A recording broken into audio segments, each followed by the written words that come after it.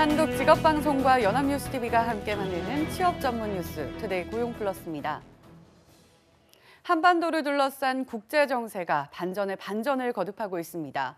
멈춰버린 개성공단이 재개되길 바라는 입주 기업인들은 그야말로 숨을 죽인 채 상황을 지켜보고 있는데요.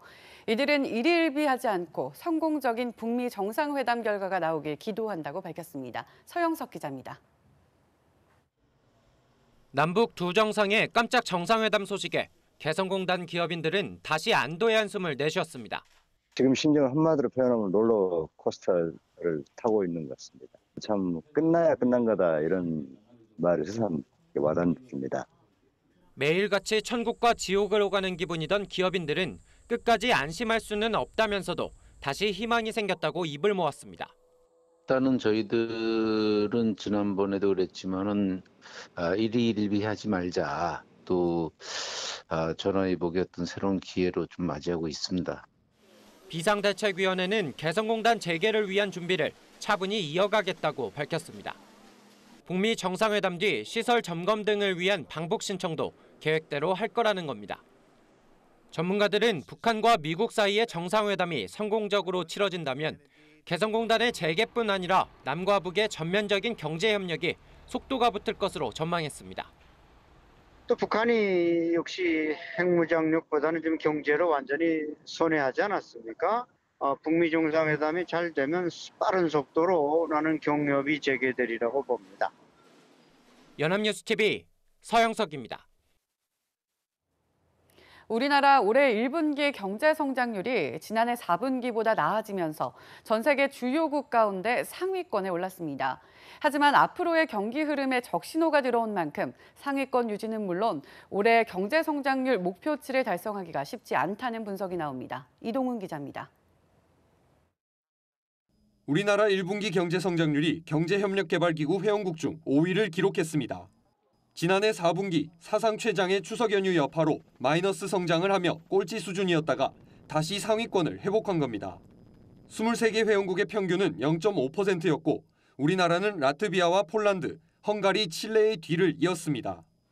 지난해부터 호황기를 맞은 반도체 등 일부 업종에서 끌어올린 수출 실적이 반영된 것이란 분석이 나옵니다. 하지만 전분기의 낮은 실적에 따른 일종의 기저효과로 보일 수 있고 일반적인 수준으로 회복한 것이라는 해석도 나옵니다. 아울러 상위권을 유지할 수 있을지도 불투명합니다. 6달에서 9달 이후 경기 흐름을 예측하는 경기선행지수가 올해 들어 기준선을 석 달째 밑돌고 있기 때문입니다. 경기선행지수는 한국은행과 통계청의 6개 지수를 포함해 산출되는데 경기 하강 신호가 이어지면서 정부가 내놓은 올해 경제 성장률 목표치 3%를 달성할 수 있을지 우려하는 목소리가 나옵니다. 실제로 다른 지표는 그렇게 좋지는 않습니다. 전체적인 수출이 워낙 호조여서 이 부분이 긍정적인 지표에 영향을 줬다고 보여지고요. 오는 31일 OECD와 한국개발연구원이 각각 발표할 한국의 올해 경제 성장률 전망치에 어떤 변화가 있을지 눈길이 쏠립니다. 연합뉴스TV 이동훈입니다. 오는 9월이면 한 달에 받는 기초연금이 25만 원으로 오릅니다. 그런데 국민연금을 받는다는 이유로 기초연금이 깎였던 노인 10만여 명도 9월부터는 기초연금을 전액 받을 수 있습니다. 기초연금을 삭감하는 기준이 달라지기 때문입니다. 김지수 기자입니다. 국민연금을 받는다는 이유로 기초연금이 깎였던 노인 10만여 명이 오는 9월부터 25만 원으로 오르는 기초연금을 전액 받을 수 있습니다. 기초연금은 65세 이상 소득 하위 노인 70%에 월 최고 20만 원을 지급하는 제도로 형평성 차원에서 도입한 감액 장치들 때문에 일부에게는 전액을 지급하지 못했습니다. 그중 국민연금 연계지급제도의 경우 기초연금 수급자의 국민연금 가입 기간이 길수록 기초연금액이 깎이게 되어 있습니다. 대체로 국민연금 수급자는 가입 기간이 11년 이하이면 기초연금 최대 수령액인 월 20만 원 정도를 받을 수 있습니다. 하지만 가입 기간이 11년에서 1년씩 길어질수록 기초연금액은 1만 원씩 줄어 가입 기간이 20년에 이르면 기초연금을 월 10만 원만 수령할 수 있습니다. 이에 따라 현재 기초연금 수급자 494만 3천여 명 중 7.2% 정도인 35만 5천여 명이 감액된 기초연금을 받고 있습니다. 그러나 9월부터 기초연금이 월 25만 원으로 인상되면서 삭감당하는 인원이 대폭 줄어듭니다. 보통 기초연금 기준연금액의 1.5배의 국민연금을 받으면 기초연금이 깎이는데 9월부터 기준연금액이 월 25만 원으로 오르면 국민연금 수령액 삭감 기준도 월 25만 원의 1.5배인 월 37만 5천 원으로 바뀌기 때문입니다. 따라서 현재 기초연금액이 깎였던 35만 5천여 명 중에서 국민연금 수령액이 월 31만 4,900원에서 37만 5천 원 사이에 있는 노인 10만 명은 9월부터 월 25만 원 전액을 받게 됩니다. 연합뉴스TV 김지수입니다. 건설업계의 다단계 하도급을 막기 위해 원도급자가 불법 재하도급을 지시하거나 묵인한 것이 드러나면 형사처벌을 하는 방안이 추진됩니다. 건설업계에 따르면 국토교통부는 이런 내용을 담은 불법 하도급 근절 방안을 마련할 방침입니다. 그간 불법 재하도급은 적발됐을 때 하도급자보다 원도급자의 처벌 수위가 더 낮았지만 국토부는 건설산업기본법을 제정해 원도급자의 영업정지 등 행정처분은 물론 3년 이하 징역형이나 3천만 원 이하 벌금 등 형사처벌까지 하는 방안도 검토 중입니다.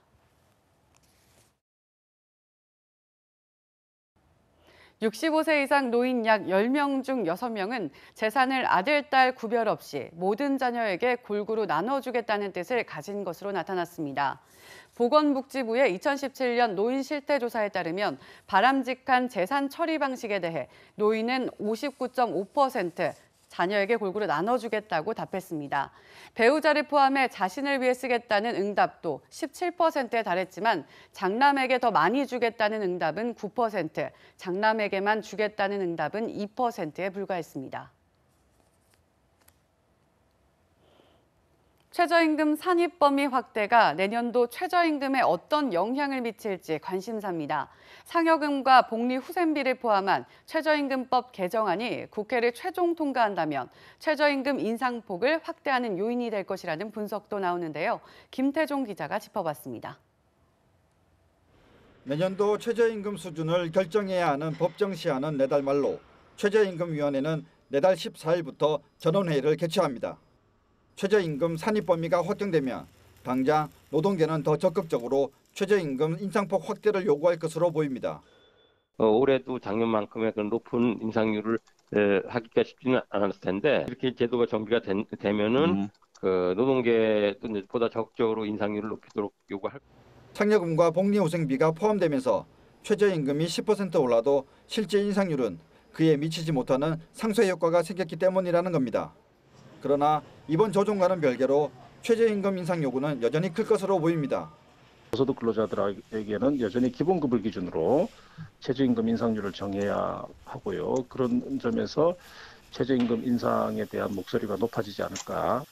올해 최저임금은 지난해보다 16.38%가 오른 7,530원. 2020년에 시간당 10,000원으로 올린다는 문재인 대통령의 공약을 달성하려면 앞으로 2년간 같은 비율로 인상할 경우 매년 15.24%씩 올려 내년에는 8,678원이 돼야 합니다. 이번 산입범위 조정안이 경영계의 요구를 일정 부분 반영했음을 고려하면 정부가 두 자릿수 인상을 내세울 명분을 확보했다는 평가가 있습니다. 반면 지난해 대폭 인상 결정에 따른 경영계의 반발이 컸던 만큼 큰 폭의 인상은 쉽지 않을 것이라는 전망도 나옵니다. 연합뉴스TV 김태종입니다. 최근 대기업의 갑질에 시달리는 이른바 을들의 목소리가 커지고 있습니다. 정수기 설치기사, 치킨 가맹점주, 편의점 아르바이트생들이 그들인데요. 거리 집회를 열거나 기자회견 방식으로 정규직 고용과 원가 공개 등을 요구하고 나섰습니다. 정선미 기자입니다. 우리나라 굴지의 정수기 렌털업체 본사 앞에 100여 명의 설치기사들이 모였습니다. 설치기사들은 정수기 구매 유도와 노동임금 강제 추징 등 사측이 갑질을 했다고 주장하며 정규직 고용 약속을 이행하라고 촉구했습니다. 정규직으로 채용을 4월 28일 날 약속을 했었는데 나이스 엔진이라는 주식회사를 차려서 전부 다 그 시용계약서를 작성을 해서 비정규직으로 돌리고 있는 작업을 하고 있습니다. 하지만 회사 측은 약속을 지켰다는 입장입니다. 정규직 고용이 맞고요. 그다음에 본부장은 바로 정규직으로 전환이 되고 팀장은 3개월 이 시용 기간을 거쳐서 아주 특별한 이 고객과의 무슨 이런 문제가 있지 않으면 거의 100% 다 이 정규직으으로 전환된다라고 보시면 되겠습니다. 치킨업체 BHC 가맹점주들은 최근 협의회를 설립하고 본사의 원가 공개 등을 요구했습니다. 가맹점의 희생 위에서 이익을 독점해왔습니다. BHC 본사가 가맹점에 공급하는 품목의 원가가 경쟁사에 비해 비정상적으로 높은 것이 편의점 세븐일레븐 아르바이트생도 1인 시위를 통해 연매출 4조 원 회사가 최저임금을 제대로 지키지 않는다고 지적했습니다. 거리에 나와 목소리를 높이는 을들. 갑인 대기업의 을과의 진정한 상생이라는 숙제가 던져졌습니다. 연합뉴스TV 정선미입니다. 구본무 회장의 별세로 LG그룹의 4세 경영시대가 열렸습니다. LG그룹 후계 구도를 계기로 우리나라 재벌 총수가의 경영권 승계가 다시 주목받고 있는데 과연 문제는 없는지 한상용 기자가 짚어봤습니다. 구광모 LG전자 상무는 구회장의 후계 자리를 꿰찬 40살의 경영인입니다. 앞으로 70여 개의 계열사를 거느린 거대한 LG홀을 이끌게 됩니다. LG그룹은 창업 이후 유지한 장자 승계 원칙을 이번에도 지켰다는 입장입니다. 우리나라 주요 10대 그룹에서 창업주 4세가 본격적인 경영에 나선 기업은 LG 외에 두산이 있습니다. 박정원 두산그룹 회장은 2016년 우리나라 재계의 4세 시대의 서막을 열었습니다. 유럽에서도 대를 잇는 명문 사업 가문은 많습니다. 금융 명가로 꼽히는 발렌베르 그룹, 로스차일드 그룹이 대표적입니다. 하지만 소유와 경영의 분리 원칙이 지켜지는 게 우리나라와 다른 점입니다. 따라서 우리나라 대기업은 경영권 승계를 받은 후계자의 능력 등이 기대에 미치지 못하면 타격이 클 수도 있습니다. 일례로 한진그룹은 3세인 조연아, 조현미 씨가 갑질 논란 끝에 경영 일선에서 물러났고 회사도 벼랑 끝 위기에 처했습니다. 롯데그룹 2세인 신동빈 회장은 국정농단 사건과 관련해 징역을 살고 있으며 삼성가 3세인 이재용 삼성전자 부회장도 재판을 받고 있습니다. 한화그룹 3세인 김동선 씨는 폭행 논란에 휩싸인 적이 있습니다. 이에 따라 우리나라도 전문 경영인과 오너 일가가 분리 협업하는 체제로 나아가야 한다고 전문가는 조언하고 있습니다. 지주회사 회장은 오너가 맡고 자회사 사장들은 오너, 전문 경영인들을 주로 임명을 하고 이렇게 해서 일종의 협업 체제를 잘. 결국 관건은 경영 능력 입증으로 귀결될 것으로 보입니다.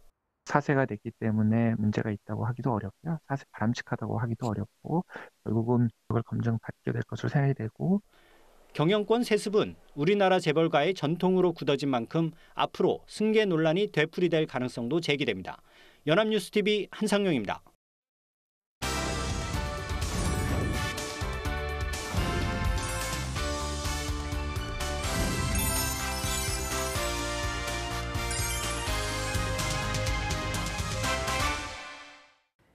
사회적으로 핫한 이슈를 키워드로 알아보는 핫키워드 시간입니다. 안치홍 아나운서 안녕하세요. 안녕하세요. 핫키워드 시간입니다. 미국에서 끔찍한 사고가 다시 발생했습니다. 바로 학교에서 총격 사건이 발생한 건데요. 이 무차별적인 살인과 폭력 사건이 되풀이되는 미국의 총기 난사, 우리나라에도 시사하는 바가 큰데요. 핫키워드에서 알아봅니다. 접할 때마다 마음이 무거워지는 사건입니다. 이번에는 고등학교에서 발생했죠. 그렇습니다. 사건이 발생한 것은 텍사스주 휴스턴 인근의 산타페 고교였는데요.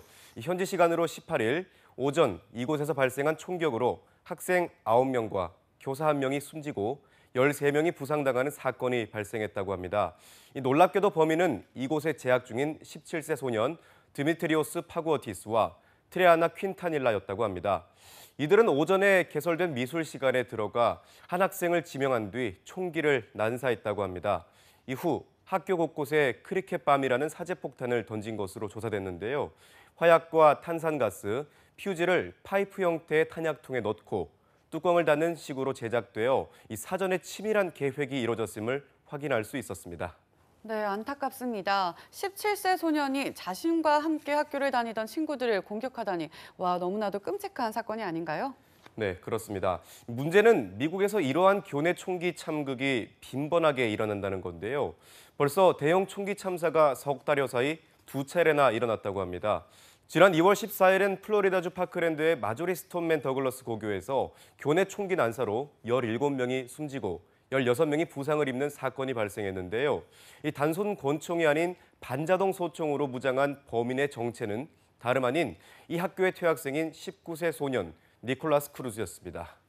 이유가 어쨌든 간에 어린 소년이 이러한 범행을 저질렀다는 것이 정말 충격적입니다. 더욱 심각한 것은 미국 내에서 교내에서 발생하는 총기 사건에 대한 뉴스를 점차 자주 볼 수 있다는 겁니다. 네, 그렇습니다. 이와 관련해서 워싱턴 포스트지가 텍사스의 총격 사건 이후 충격적인 보도를 했는데요. 올해 들어 미국 내 학교에서 숨진 사람이 복무 중 사망한 미군보다 많은 것으로 나타났다는 겁니다. 네, 충격적이네요. 어떻게 이러한 집계가 나오게 된 건가요? 네, 워싱턴 포스트지가 올해 학교에서 총격 사건 등으로 사망한 학생과 교직원 수의 합계를 직접 낸 뒤 이를 국방부 자료를 직접 비교해봤더니 이 같은 통계가 나온 건데요.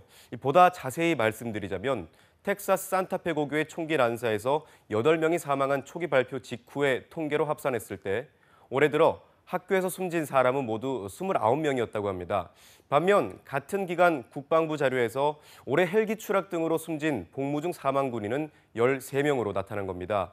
이렇게 되면 올해 학교에서 숨진 사람이 군 복무 중 목숨을 잃은 군인보다 무려 2배 이상 많다는 얘기가 됩니다. 여기에 텍사스 총격 사건의 총 사망자 수를 더하면 교내 사망자 숫자는 31명으로 올라갑니다. 더 충격적인 것은 교내 사망자 수의 대부분이 학생이었다는 거죠. 아직 올해가 반도 지나지 않았는데 학교에서만 31명이 총격으로 안타까운 목숨을 잃었다는 것이 참 믿기지가 않습니다. 해마다 미국 내에서 교내 총격으로 사망한 숫자가 이렇게도 많은 건가요? 네, 그렇진 않습니다. 올해 더욱 이같이 끔찍한 사고가 많았던 건데요.